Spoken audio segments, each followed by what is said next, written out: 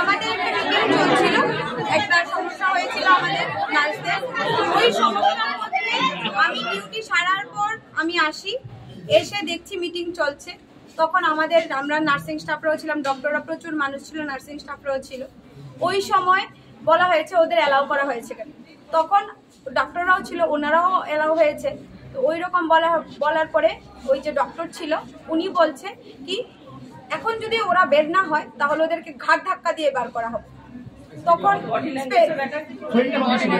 এবার উনি যা খারাপ ভাবে বলেছে এবং বডি ল্যাঙ্গুয়েজ একটা ভালো একটা খুব খারাপ একটা নেচার দেখিয়ে উনি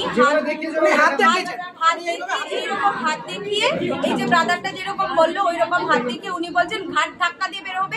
এবার যদি কেউ না ধাক্কা দেয় আমি ঘাট ধাক্কা দিয়ে বার করবো, এরকম বলে উনি আমাদের হাত দেখিয়ে হাতে একটা বাজে রকমের ভঙ্গিমা দেখিয়ে উনি বাজে একটা সাইন দেখিয়ে উনি বেরিয়ে চলে গেছেন। কোথায় হলো এই ঘটনা?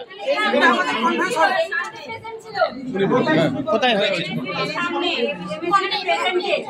সবার সামনে আমাদের ম্যাডাম ছিল, সবাই ছিল, সবার সামনেই এই কাজটা হয়েছে। এখন কি দাবি আপনাদের, কি করছেন? আমাদের দাবি একটাই, একজন বলে দিতে আপনাদের। আমরা সবাই মিলে এটাই বলছি উনি আসুক। কেন এরকম বলেছে কি এই ল্যাঙ্গুয়েজ এই সাইন যে দেখিয়েছে এই সাইনের মানে কি? আর আরেকটা কথা উনি যে বলেছে আমাদের ঘাট ধাক্কা দিয়ে বের হবে, এতগুলি ডাক্তার এতদিন ধরে প্যান ডাউন করে বসে আছে, এতগুলি নার্সিং স্টাফ আমরা সেবা দিয়ে যাচ্ছি, বন্ধ কিন্তু ছিল না কিছু, কিন্তু এরপরেও কেন আমাদের উপর এরকম অত্যাচার চলছে? আপনারা কি অপমানিত বোধ করছেন? অপমানিত বোধ করছেন? ডেফিনেটলি এমন ল্যাঙ্গুয়েজ যদি কেউ ইউজ করে ডেফিনেটলি অপমানিত হবে। আপনার নাম? আমার নাম দীপাঙ্কিতা। ঘটনাটা কোন জায়গায় ঘটেছে?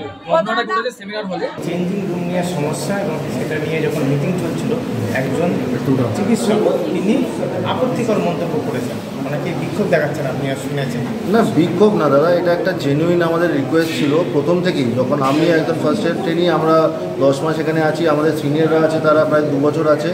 তো female changing room for gynae doctors বা মানে গ্রাউন্ড ফ্লোর মাতৃমাতে কিছু নেই। একটাই আমাদের মানে ওখানে প্রচুর চেঞ্জিং রুম আর নার্সিং রুম আছে, 6টা আছে টু বি স্পেসিফিক। আমাদের ডাক্তারদের রুম বলতে একটা, বাট ওটা ডাক্তারদের খালি রুম না, ওটা একটা নর্মাল একটা চেঞ্জিং রুম যেখানে সব রকমের ডাক্তার মানে গাইনি হোক, anaesthesia, paediatric, house of intern, even যারা এমটি হয় যারা ডক্টরও নয় তারাও ঢোকে, তারাও চেঞ্জ করে, তারাও ওয়াশরুম ইউজ করে।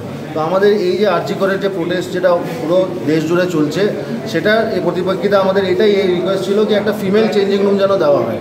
ফিমেল ডাক্তার যারা আমাদের ডিপার্টমেন্ট মাতৃমাতে কাজ করে গাইনি ডিপার্টমেন্টে, আর যেহেতু গাইনি ডিপার্টমেন্টে একটা মহিলাদেরই ডিপার্টমেন্ট, আর আমাদের ডিপার্টমেন্টের মহিলা ডাক্তাররাই বেশি, বাট ওদের আলাদা করে কোনো রুম নেই। তো ওই রুমের জন্যই একটা আমাদের দাবি ছিল, এটা অনেক দিন ধরেই দাবি। এটা দাবিটা এমন না যে কি যেহেতু আরজি করে 9 তারিখের ঘটনার পরে এটা উঠেছে, এটা অনেক দিন যখন থেকে আমরা ঢুকেছি তখন থেকেই দাবিটা। বাট জিনিসটা হচ্ছে এই ইনসিডেন্টের পর আমরা আরও ফিমেলদেরকে আমরা এটা সাপোর্ট করছি কি ওদের একটা রুম দেওয়া দরকার। আমাদের ওই যে চেঞ্জিং রুম আছে ওটা আমরা নিজেরা মতো নিজেরা যেরকম চলছে ওরকম চালিয়ে যাবো। বৈঠকে এই সমস্যা হয়ে গেল। বৈঠকে জিনিসটা হচ্ছে বৈঠকের সমস্যাটা এই জন্যই হয়েছে কেন কি অন্য ডিপার্টমেন্টাল থেকেও নার্সিং স্টাফরা এসছে, যেখানে অনলি গাইনির স্টাফরা থাকা উচিত ছিল। আর এটার জন্য একটা কথা কাটাকাটি আর একটা অন্য ইস্যু নিয়ে ঢুকে যাওয়া আর একটা জিনিসটাকে একটা অন্য এতে চলে যায়। তো আমরা চাই না এরকম কোনো ঝামেলা হোক, আমরা চাই একটা পিসফুল সলিউশন হয়ে, যেটা আমাদের একটা মানে নিম্নতম একটা দাবি যে একটা ফিমেল চেঞ্জিং রুম যেন পাওয়া যায়, ওটা যেন পেতে পারে। যারা বিক্ষোভ করছেন নার্সিং কর্মীরা তারা বলছেন একজন চিকিৎসক নাকি আপত্তিকর মন্তব্য করেছেন।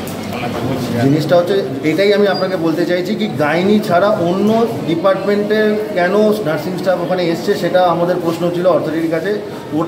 ওটা যদি না হতো তাহলে এটা ঝামেলাটা এতটা এগোতো না, এই বিক্ষোভটা হতো না।